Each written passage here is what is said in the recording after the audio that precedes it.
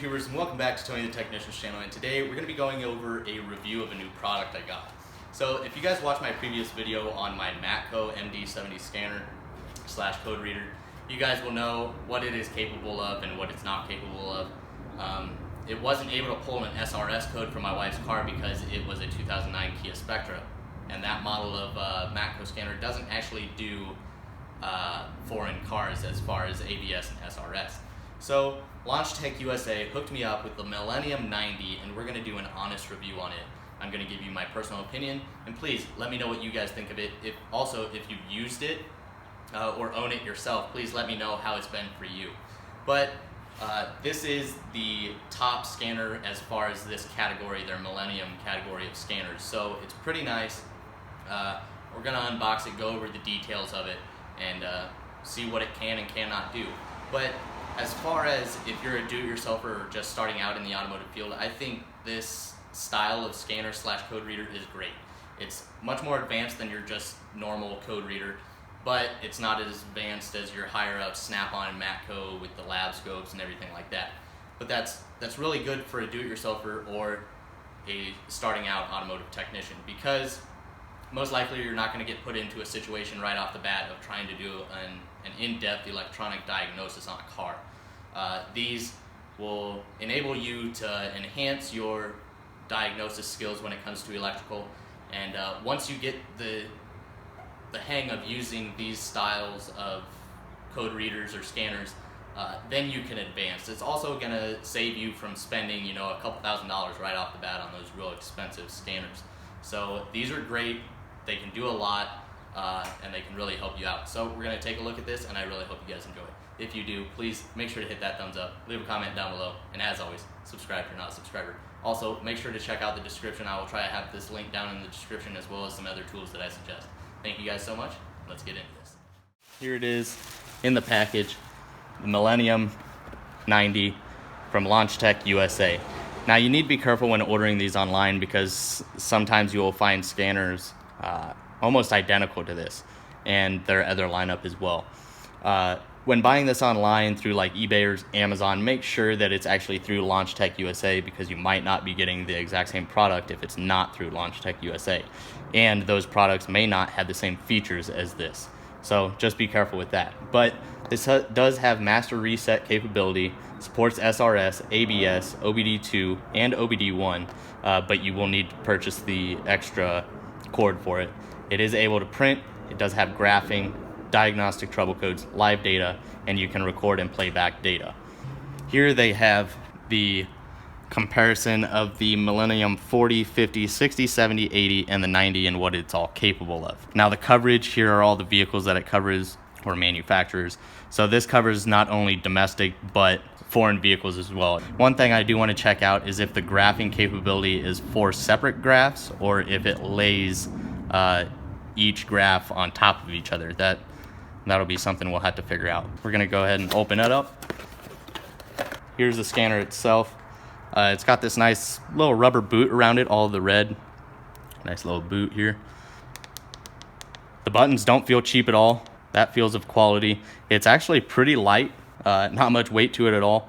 Here you have this little cover on the bottom that covers up the SD card and the USB port for doing the updates and stuff like that. And then here is where you'll actually attach your OBD2 connection. Here it is.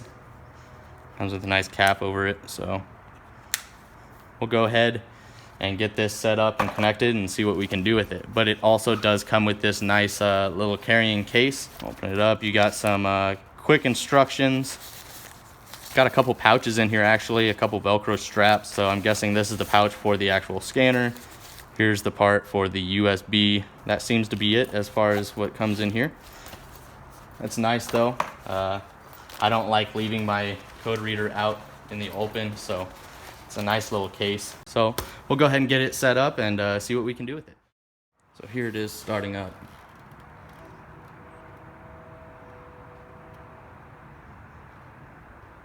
One thing I do want to mention about these is the fact that almost all, if not all, of the Launch Tech USA scanners come with free updates. So anytime you need to update, I believe on all of their scanners, it is free. I know for a fact all the Millennium and CRP models are free downloads, so that is good. I'm not sure on the warranty. I couldn't find anything on the warranty, but I do know that they do have a 2-day turnaround on problems. If you do have a problem, you ship it to them and they'll have it turned around and back to you within 2 days, which is really nice. That is on the rare occasion that you do have a problem with these. It's not too often you have a problem with a scanner.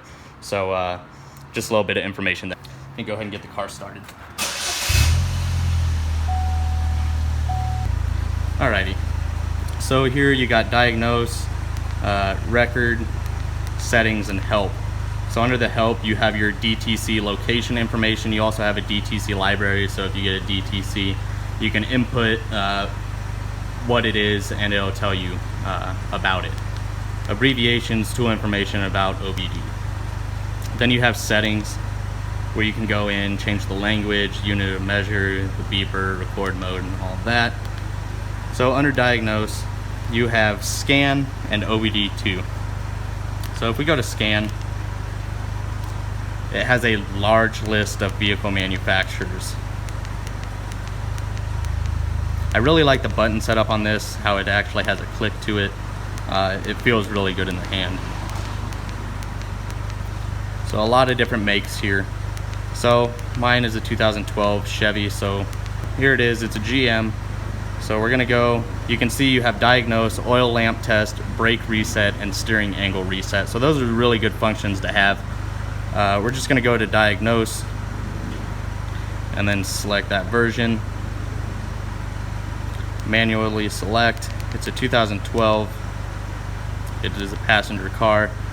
And then you have your Chevrolet, Buick, Cadillac, and Holden. It's a Chevrolet. And the fourth VIN letter is a Z. So here you can see it comes up with Malibu, and that's what my vehicle is. And then you can check body. You got the inflatable restraint sensing. And then the chassis, you get the electronic brake control module. And we actually go to OBD2.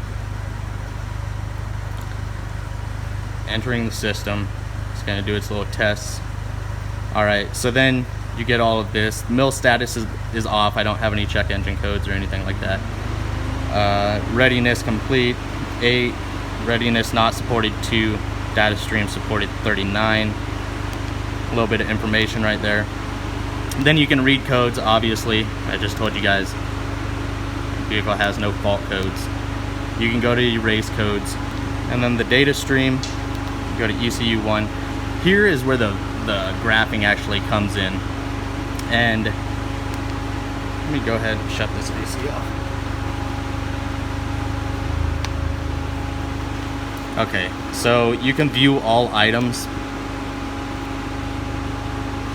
and it has a lot of information here. Hopefully you guys can read this.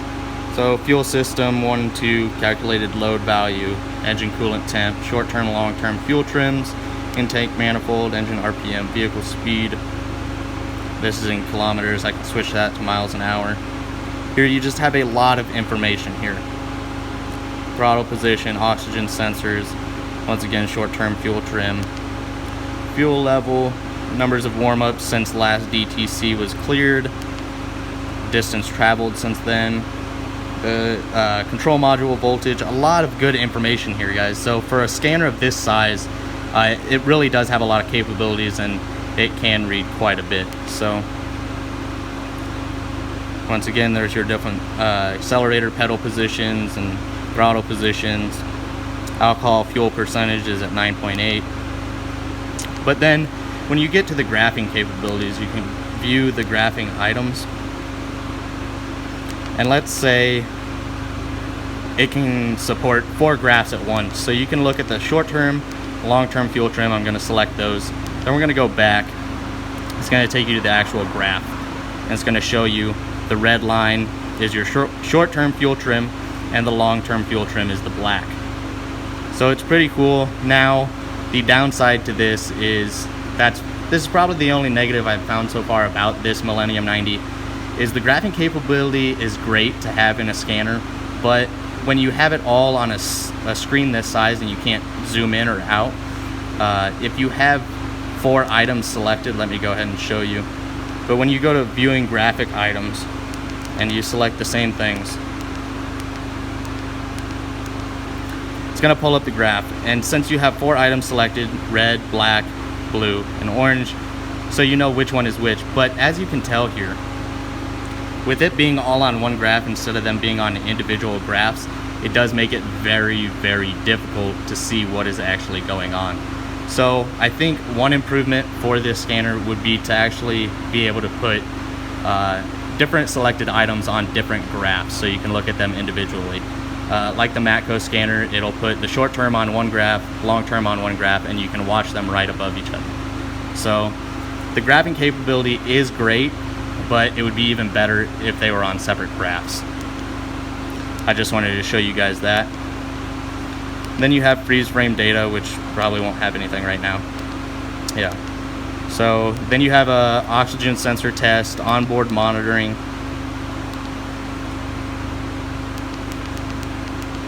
You have all of these items that you can select. The EVAP system test and vehicle information. Since when you're under OBD2 mode, it actually does self-scan the vehicle, and it will pull up your information here, the VIN and all of that.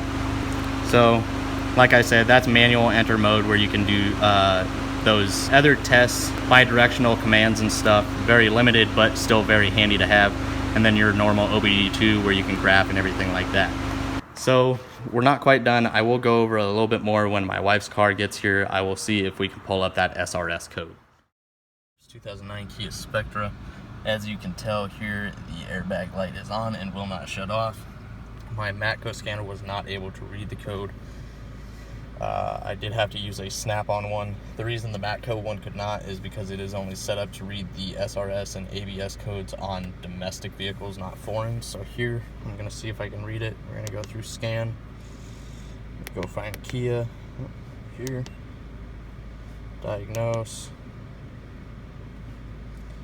It is USA. General will give you everything where Kia is made or sent to or sold. So here we're going to go down and find Spectra. Here it is. 2009. 2.0 liter. Do automatic.